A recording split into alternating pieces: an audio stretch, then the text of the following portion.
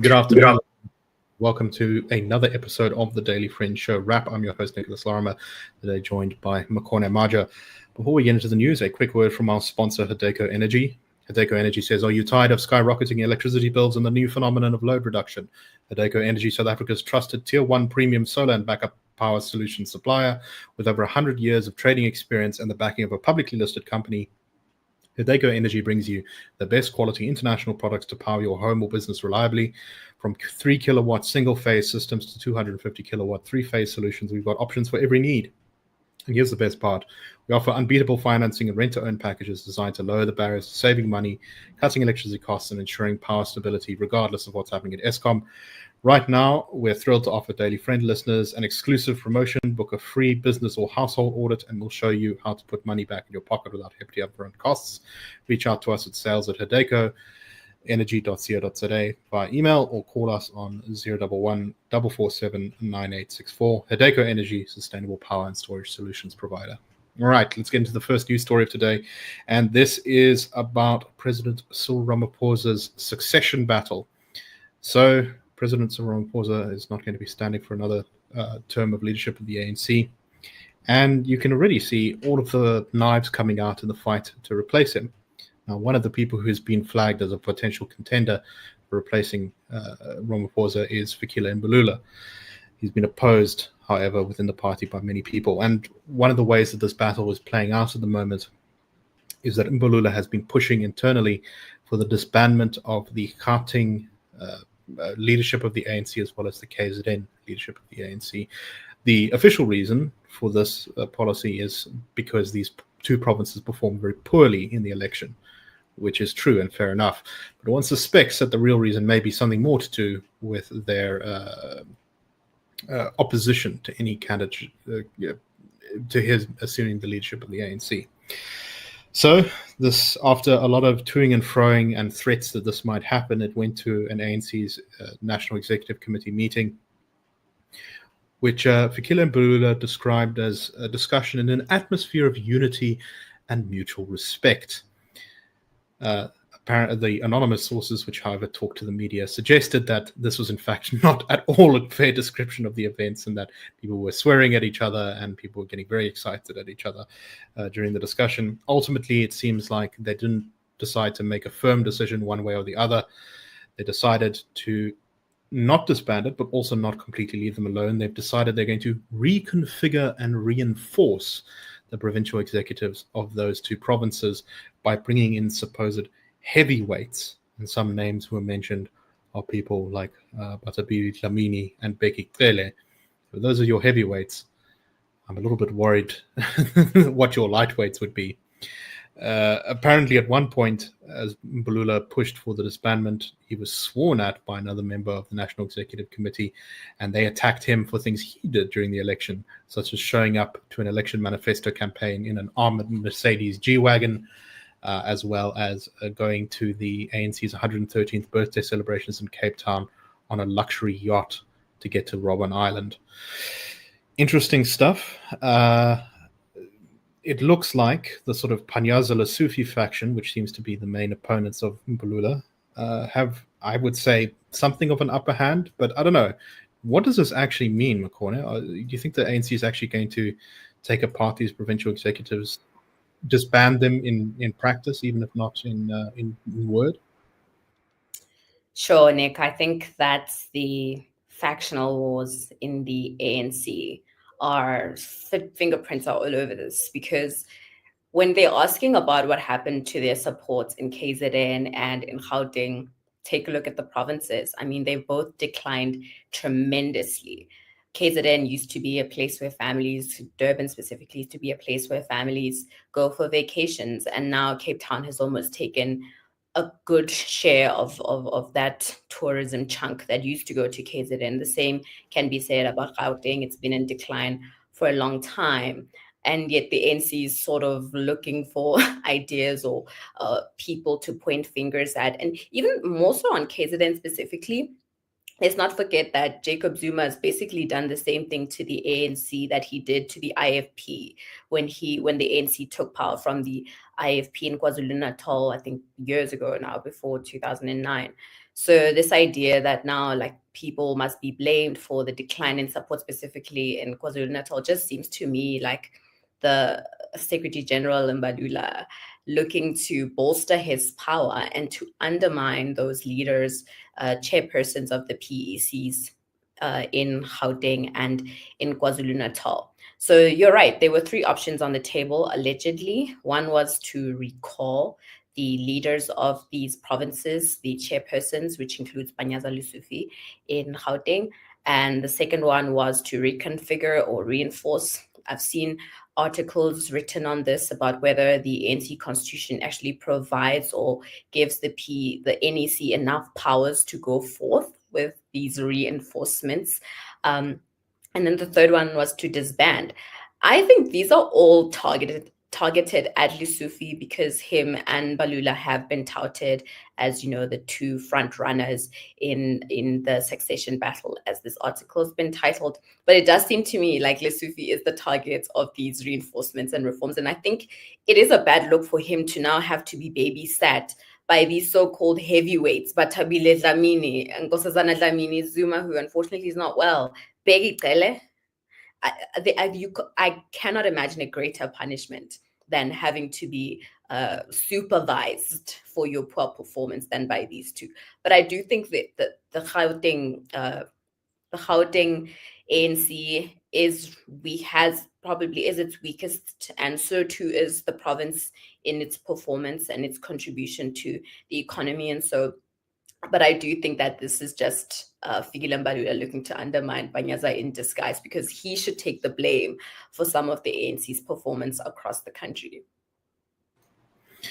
I last read the ANC's Constitution back in 2019, so it's been a while. But my impressions from that document is that it leaves a lot of room to be desired for interpretation, and it's often quite sort of vague on points and things. So, you know, when people make sort of legalistic charges against what the ANC's NEC can and cannot do, I don't know if that's really actually a real thing, because I think you could basically do whatever you want if you manage to get the NEC on side on an issue.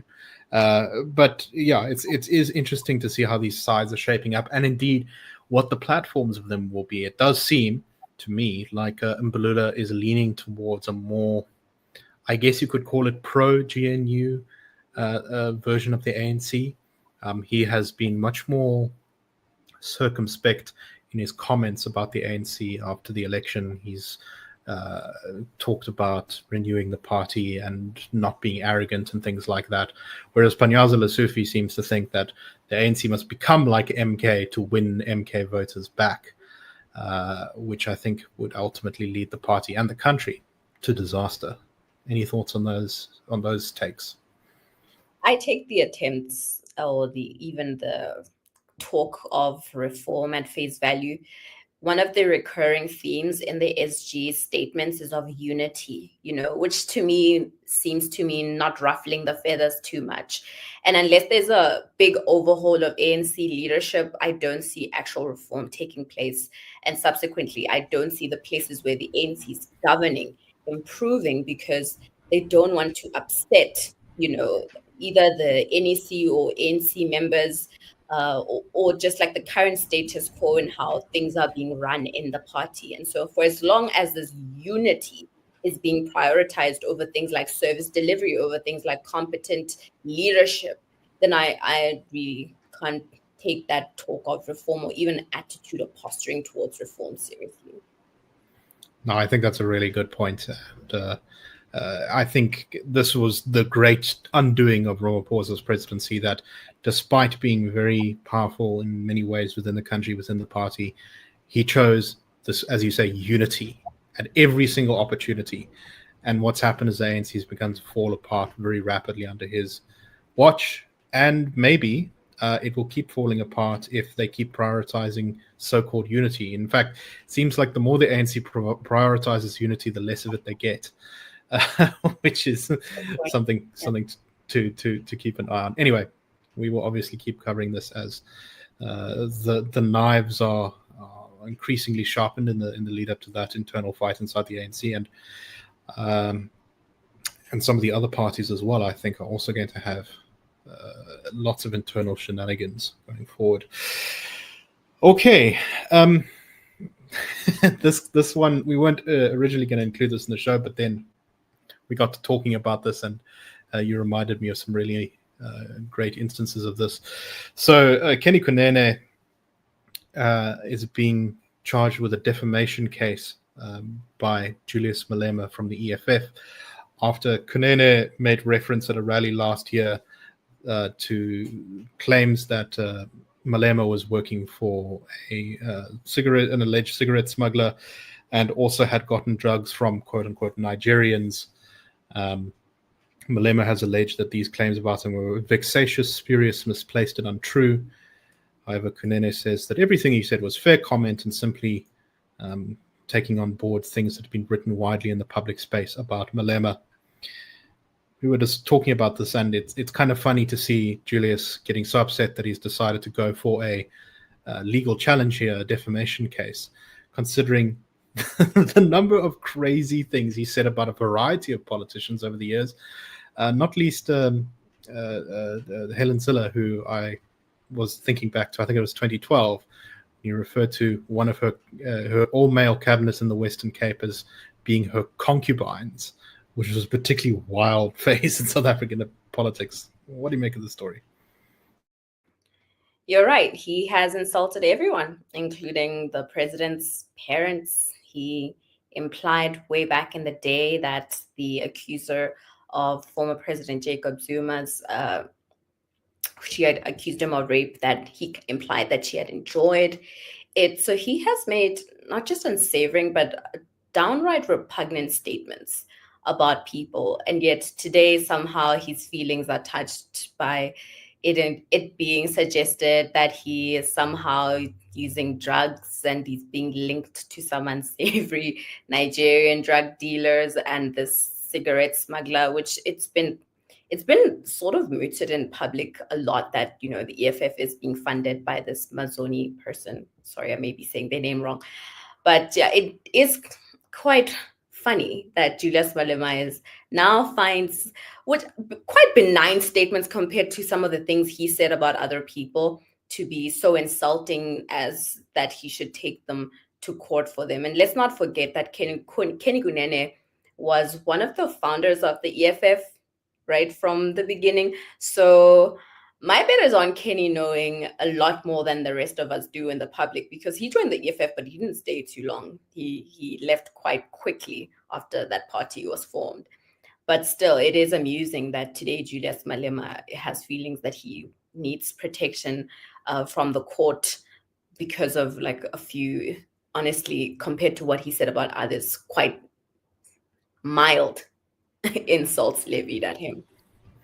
Yeah, I don't know. Maybe he thinks that finally he can be on the other side of the page, for example, and actually maybe get someone in trouble for something they said about him, rather than the other way around, where he's, you know, every now and again had to issue apologies or stop saying things or all that kind of stuff. But yeah, no, not a terribly important story, but I think it does speak to something of the fact that you know, this is an example of why the EFF seems to be in a bit of trouble right now. Is that Malema just kind of seems drifting in the wind. I mean, you know, never mind about whether he was actually upset about this. I'm sure he was. But this is just not a great thing to spend your time and money on right now, I don't think, particularly when the party seems to be crumbling around you.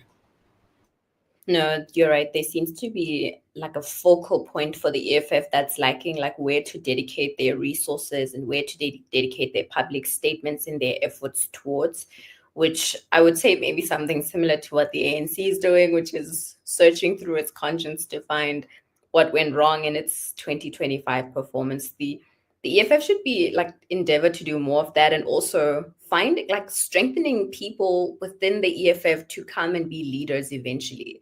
These selective conferences, these sham elective conferences that the EFF keeps hosting are not going to last very long. The EFF has a very educated and active base. Those people are not going to stomach these selective conferences for much longer. So they should really like focus on raising leaders that in the future will be ready to take up the mantle when Julius Malema eventually leaves and the rest of the executive committee leaves.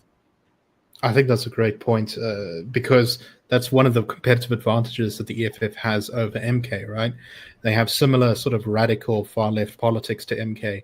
But in MK, there's not even the pretense of internal democracy. There's not even a sham election. There's just no elections. You just, Ubaba tells you what you're going to do. At least in the EFF, in theory, there's a space to debate things. And in fact, by leaning away from that, which seems to be what Malema is doing now, he's probably hobbling the party going forward. Okay, I think we are out of time, so thank you very much for listening. We hope you found the show interesting. Please do check out our sponsor. And also, if you enjoy our shows, please do like the videos. Please leave us positive reviews on the podcast apps. And please do subscribe to our YouTube channel. Thank you very much, everyone, and have a wonderful day. That's a wrap. The Daily Friend Show and The Daily Friend are a project of the Institute of Race Relations, the IRR. The IRR is a think tank which was founded in 1929 to study race relations in South Africa and works to change government policy to improve race relations through non-racialism and to ensure the prosperity of all South Africans. If you like our work and would like to support us, please go to irr.org.za and click Support the IRR. Or you can go to thedailyfriend.co.za and click the Fund Us button.